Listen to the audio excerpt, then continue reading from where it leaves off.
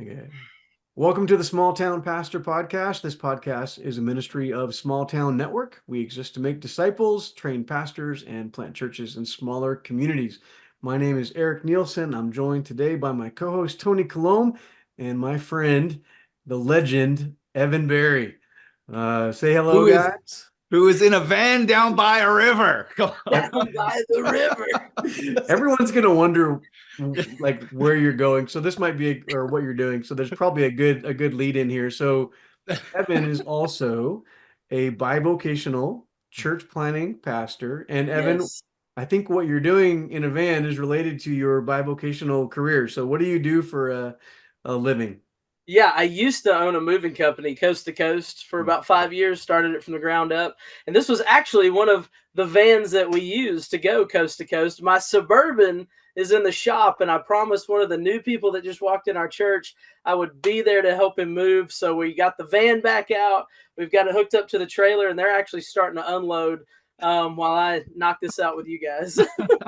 That's awesome. There was this old Saturday Night Live skit called "The Redneck Bed and Breakfast." Yes. That's the vibe I'm catching right now from this. Probably shot that in my backyard, if I had to Yeah. This guess. episode must be watched on YouTube, not just listened Yeah. to audio. Evan lives in a beautiful place in Tennessee, right outside of Winchester, Tennessee. Yeah. And we actually met through our friends at renew.org. Yep. I'm friends with some of the people that are leading that ministry. They know what I'm trying to do. They Yes. ran into this church planting wannabe guy, Evan, and they're like, "Hey, you should talk to Eric Nielsen." And Evan and I, we kind of have I feel like this real connection with Evan. We do coaching every week online. I've been there twice to his neck of the woods, and just beautiful. And the first time Evan and I met, he's trying to figure out who to partner up with to get a church plant going. Yeah. I'm starting a network, and we basically had this kind of like this moment of trust where I said, Evan, I'm just going to be really honest with you. I need someone to say yes, to be the first guy to say yes for our new network. And I'm confident that if I can get one guy to say yes, that we'll get others to say yes. And so Evan looked me in the eye and he's like, let's do it. And Awesome. so we have this Awesome. connection where just like with church planting, this relates because when you're a church planter, that first family or that first person to say yes, we'll be part of this new church is so critically important. Yeah. And you just know if I can just get someone to say yes, then there's an us instead of a me, right? Yeah. And so Evan was the first guy to join the Small Town Network. We are so excited. We just launched. You just launched. We just came to cheer you on. Just launched like 2 Sundays ago here in March of 2025. We flew down. We were there to commission Evan as the pastor of this new church that's meeting in just a wonderful part of the country. Great little town, beautiful facility. And Evan's wife and his 3 kids were there. It's just a really sweet time, Yeah. fellowship, and so excited for what you guys are doing. So I'll stop talking. Let's get into your story. Tell us a little bit about kind of how you grew up. You're in Tennessee, you're growing up in the church, and there's kind of a trajectory from like what you grew up with to kind of what I would describe as a holy discontent that kept building in you that you were like, there's got to be more we can do for the Lord and for the kingdom. And so kind of tell us your story. Yeah, man. So I grew up around here, and right where we're planting, which is a huge blessing. I consider it to be a huge blessing to be planting right pretty much in my backyard. I live in Swanee, Tennessee, which is Swanee. just a couple miles down the road from where we're actually planting in Cowan. And the crazy thing about where we live is it's a little hard to explain. All these little towns kind of make up one big area. There, you say Deckard and Cowan and Winchester, and it's like if you threw a rock, you're in a different town. Where that's how close we are together. So I grew up in this area in Franklin County in all these little towns my entire life. And I went to church here in a couple of different churches as I was growing up. Amazing people with amazing hearts. But yeah, throughout that process, I had many discussions with like my family, my brothers, my mom, my dad about like, hey, is this it? You know, is coming to church on Sunday, is that it? You know, is that the whole following Jesus thing? Just see you on Sunday. And is this what we're going to be doing for the rest of our life? Maybe teach a Bible class every now and then. And man, that's spiritual maturity at its greatest. And about maybe 3.5 years ago now, one of the amazing churches down in Murfreesboro, North Boulevard, that supports us to this day. One of my current mentors, Glenn Robb, he grabbed me by the arm and he said, "Man, let's fly out here to Post Falls, Idaho, and go through this discipleship training seminar just to see what could happen. You know, is God going to do anything with it?" And man, for me personally, it just filled so many of like the gaps that I was like searching for. I was like, God, what is it that you're calling me to do personally? But what is it that I've been missing for just years and years? And so relational discipleship just kind of took over my heart, just won me over, man. And I haven't looked back since. We took about 3 years to just kind of really go slow. Our church plant was kind of birthed out of prayer and fasting right out of the gate. We did like 40 days of prayer, 7 days of fasting, just to be like, God, we don't want to step unless you're the one commanding the step. And then from there was just these crazy up and downs to get to where we are today of like trying to start disciple making groups, not even knowing what they were yet. And yeah, that's kind of the journey to where we are now. There's obviously a whole lot more detail, but being able to plant right here in the hometown and enjoy God's journey to get us here has been just an amazing process.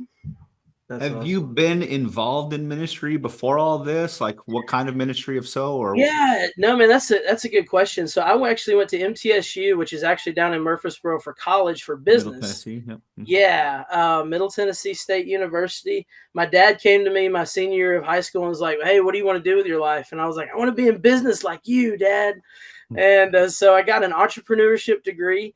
And coming out of high school, I worked at the Nashville International Airport for Enterprise Rent-A-Car. I managed their fleet for them. So that was a pretty wild experience, you know, coming from boots and mud to suited and booted for a little while. And so coming out of that, I did that for about a year. And then I was like, man, you know what? All my resources and support is back home. So I came home, and actually for about 6 months, I worked the counter of the local hardware store up here, Builder Supply. And so I did that for about 6 months. And my first moving job ever, I had a 1995 Riviera attached to this same trailer I'm working out of right now. I spent all my money on this trailer and just started building it up from there. And year after year, we'd add trucks and crews until it was big enough to sustain marrying my beautiful, wonderful wife, Katie, and start having children. So I don't really come from the church planting background. And I didn't even know about the church planting world. I didn't know if people were like so into it until about a year ago, maybe a year and a half ago. Yeah. So what was that transition then for you? What was the step then to get into kind of ministry? Yeah, dude, when we went to that discipleship training seminar, we came back, and for the first year we said we will never ever be a church plant. Never, ever, ever. And so for last words. Yeah, for the first year, man, we were just like, we will be disciple making groups, and you can go on Sunday to whatever church you want to go to, but we're going to be multiplying, reproducing these groups. When COVID hit, we actually did farm church. We called it farm church for about a year. And that was my dad's house. I live on an 80-acre tract. My dad's house is in the middle. I'm on one side. My brother's on the other side. My sister's on a different side. And we all met at my dad's house for Bible study. And we go to my brother's house for so a little bit of preaching and some singing, because his house is kind of an open atmosphere. So one person sounds like 10 people in there singing. Oh, cool. So coming out of that, we all just kind of sat down and was like, hey, are we going to go back into the local church that we're in? Or are we going to do something in our community? And my brother was super passionate about being like, dude, I'm heading back in there to show them kind of what we've experienced in this small group setting, in this relationship type setting. And I was like, man, I'm going to start these groups in the community because there's people that won't walk into a church Yep. that need to see the love of Jesus through a friendship. Mhm. So yeah, man. So the first year we were just like, never in a million years will be an actual worship on Sunday church. Yeah. Well, year 2, God really made it obvious that wasn't gonna fly. That's not his game. So we actually got connected with the Renew movement. I can't remember exactly the time frame, but Glenn Robb, again, one of my current mentors, he was like, man, again, just like check these guys out. This might help. We got connected with Passion for Planting, who's got kind of the list of things to look at before you plant. And out of that, out of just looking at it and talking to people and really listening to mentors and a lot of prayer, after that first year of just denial and rejection of God's path, we were like, okay, yes, we will be obedient. That's awesome. I love it. It's funny when you say that because, you know, I won't get into my story, but I was a very reluctant church planter. I was like, you know, I literally said, I'm never going to plant a church, and God heard me and laughed. And now it's like the joy of my life to help churches get started. So it's funny how, that old saying, like, you want to hear God laugh, tell him your plans. Right. Yeah. So Evan, you're a couple things to point out.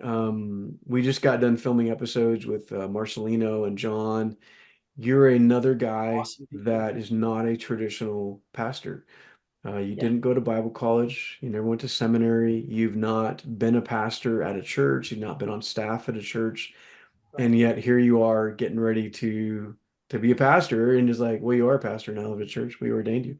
And so you're doing it, and it's like, this defies conventional wisdom. And one of the things I've asked the other guys is like, there's this narrative that like, oh, you can't be a pastor because you didn't jump through all these hoops and get a piece of paper. Right. And Right. what would you say to people who maybe feel like labor under that same kind of that barrier in their mindset of like, oh, I can't be a pastor because I don't have a formal education? What would you say to those people? Yeah, man, that is a really good question. I think that the best place to start with that is when you are actually fully committed to Jesus being who he says he is. A lot of those barriers start to melt away. Okay, if we look at it from a conventional angle and it's like, man, school and degrees and the process and the path, yeah, we could probably get bogged down in the weeds there. But if you angle in, if you look at it from just the simple, like, this person in front of me has no chance of finding Jesus unless I walk into their life and say, I want to be your friend, and I will walk you to the foot of the cross. I'm not going to throw a flashlight and say he's over there. I'm not going to say, hey, just come to this worship service and you'll magically find him. I'm going to actually walk with people to the cross and say, this dude is the best thing that ever hit the planet. He's the savior of all humanity. Like, that is valuable enough to not have to worry so much about, do you have the education to back that up? That's kind of the first place I would start, man. With that being said, I know some great guys who actually got the degrees, and man, they're rock stars in the faith. They're amazing. So I'm not saying it's a bad path. I'm Like just me saying, and Tony. right. Rock stars in the faith, man. Yeah, it's not a bad path to take, but you can still help people find Jesus Christ if you love him, if you're dedicated to him, if he's your savior, just by walking up to somebody and saying, man, can I be your friend? And like show you why I'm so dedicated to Jesus. I love that verse where it's in Acts. I'm trying to remember. Pull up the reference. It's Acts 4:13, where it says that they were talking about Peter and John, and it says, when they saw the courage of Peter and John and they realized they were unschooled, ordinary men, they were astonished, and they took note that these men had been with Jesus. And that to me is like, it's like kind of giving the finger to the establishment a little bit and going, hey, these guys are unschooled, they're ordinary guys, and they're lighting it up. What is going on with these guys? Oh, these men have spent time with Jesus Christ. And I know that that's true of you, my friend, that you have spent a lot of time on your knees talking to the Lord Jesus Christ. Mm. and you didn't go to Pharisee school like me and Tony, um, but you're still You're being crazy. used by the Lord. Man, Um, I'll tell you though, like you go through Bible college, and when I was coming out of Bible college, there was a lot of people just on fire, ready to get out there in the world. But there Mm, was also this movement and mentality of like getting back to the Acts model of church. sure. mm. And it felt like when people said that, they mostly meant having a really good small group program within the church, you Ah, Which know? helps. But it's like now that and of course people will hear these episodes one week after the other, but since we've just sat down and in our third interview in a day, like kind of being a little bit on the outside looking at the town network, I'm catching the philosophy of Acts and mm, like the priesthood of all believers and people falling in love with Jesus and following the call of Jesus to be on mission with him, regardless of where they're at, whatever context. And I think that's a really good, encouraging thing, especially like the education and stuff. I don't feel like needs to be a barrier anymore because there's so many great resources, even in a bivocational setting, to yeah. continue to learn and grow as needed. So it's awesome, man. I love this. It's good stuff. Yeah, Yeah. super good. So, all along since we started kind of working together and we're coaching each week and talking about stuff, the thing that I've really noticed about Evan is he really has a Hmm. pastor's heart. He hurts when his people hurt, Mm, and he's excited when his people are excited, and he is all up in their business. Like he knows what's going on in his flock, and he's like talking to me, and there's some things that Evan lacks, but I don't think it's the formal education piece. I just think it's the years of experience. Hmm. And so yeah. he'll call me and say, hey, there's this situation, man. Like, what do you think? What do you think I should do? And we talk about it, and it's great. But the thing that Evan brings, and these guys we're talking to bring, is different than what we come out of Bible college with. And we're joking about Bible college. Tony and I went to the same Bible college. We both love it, Ozark Christian Okay. College. We're big Yeah. fans. Great school. Great time in our life, learned a ton. But there's a difference between a guy that's 22 and has had 4 years of study Yeah. and a guy that your age. Evan, how old are you? 35. Okay, you're our youngest church planner. So at 35, what you bring to the table is life experience. Mm, Like you're a married man with a great wife and a good marriage that you fought to make a good marriage. And you've yeah. got three little kids who are adorable, and they're rascals and they love Jesus, right? And you've actually had success at something in your life. You've started a business. Yeah. You're managing a family business. Hmm. Um, it's so weird, and I'm kind of driving towards something. We have this in our American sense of Christianity, how we operate. We're looking for a guy with a piece of paper, right? Mm, Who may not have any life experience, any real life experience. A guy at 22 right out of Bible college might be married, probably doesn't have kids. And at 22, we can safely say has very little life experience, but has a mm, lot of knowledge.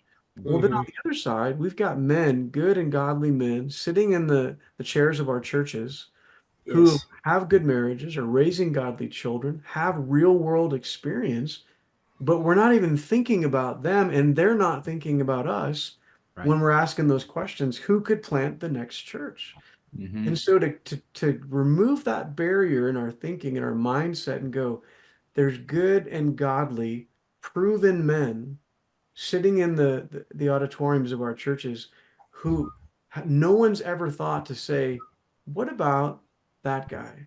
And Yeah. that's what I love about you, man, is that you self-selected. You Hmm. Yeah. weren't someone that's like someone found you and said, "Hey, let's plant a church." You're a guy that's like, "I went to this discipleship thing and I want to be a disciple maker." And you literally just started doing it, right? I mean, that's amazing, right? That you just like assumed that God wanted you to be part of the Great Commission and then you Yeah. went to work. Yeah. So tell us give us some of you're meeting in a town of 2,000 in kind of a Mm, rural county. hmm. We launched 2 weeks ago and you had 77 people Yeah. at your Great. launch. Tell us about some of just a quick few minutes on like some of the pros and cons or the joys and the struggles of pastoring. You're working a full-time job, Yeah. pastoring a church plant in a little community like you are. What are some of the ups and downs of that.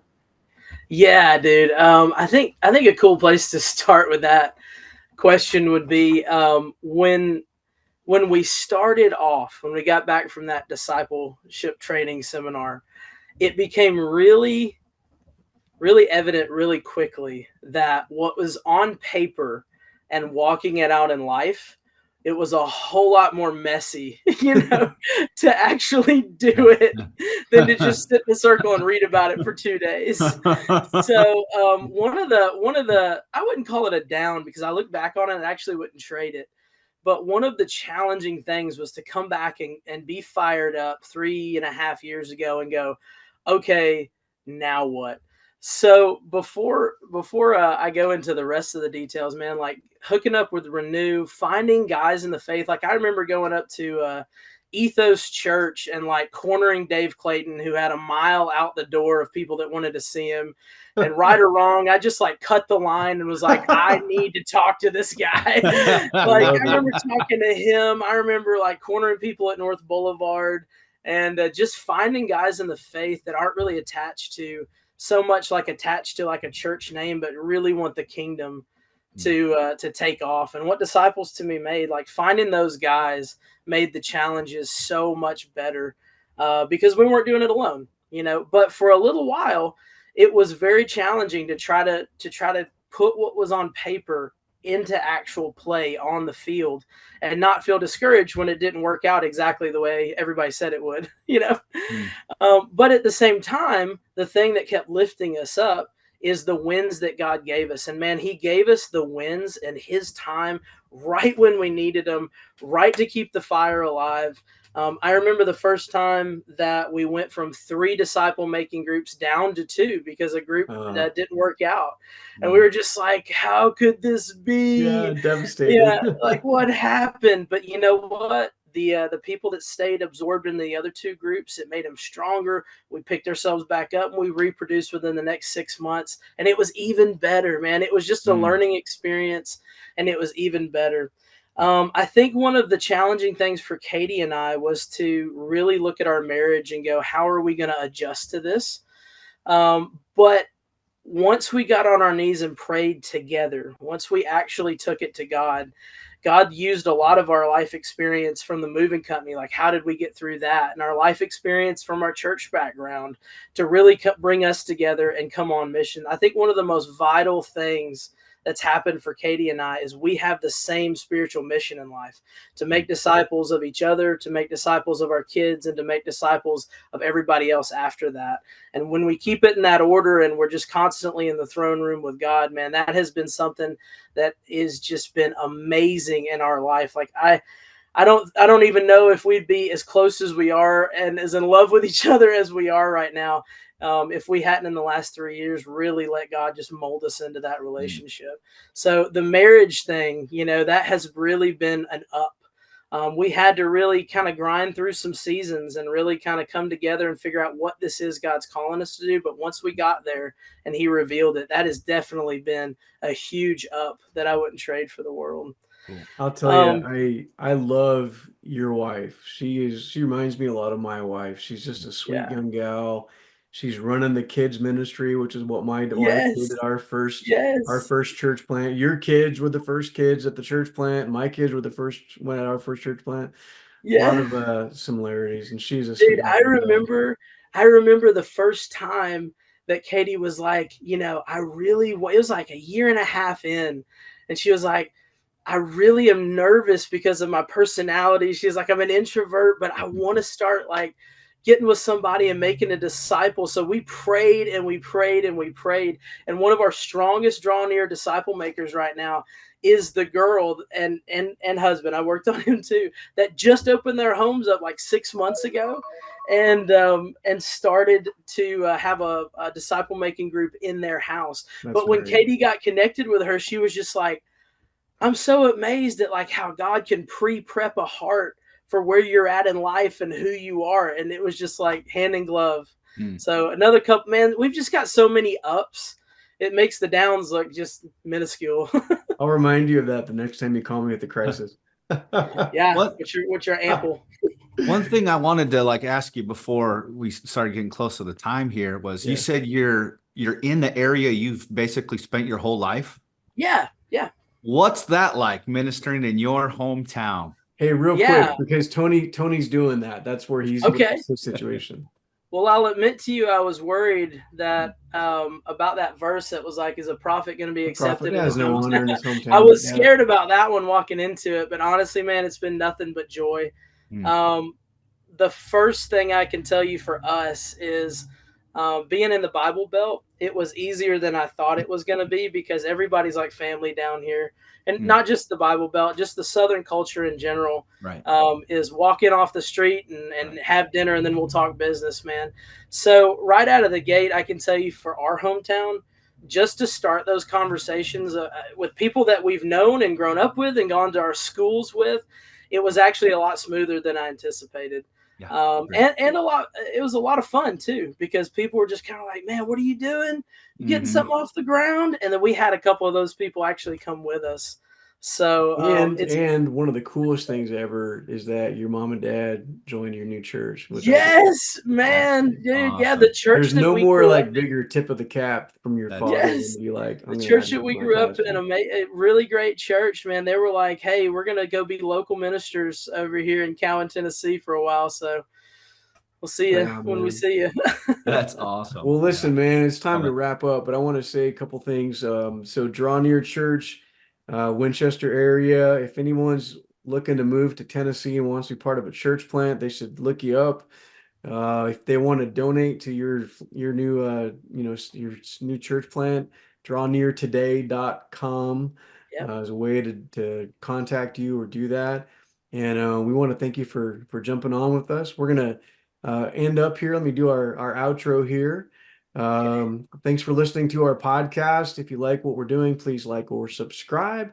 If you're interested in Small Town Network, you can find us online at smalltownnetwork.com. And if you believe in the importance of planting disciple-making churches in smaller communities, we'd love you to prayerfully consider partnering with us in prayer and financial support. You've been listening to the Small Town Pastor Podcast. See you next time.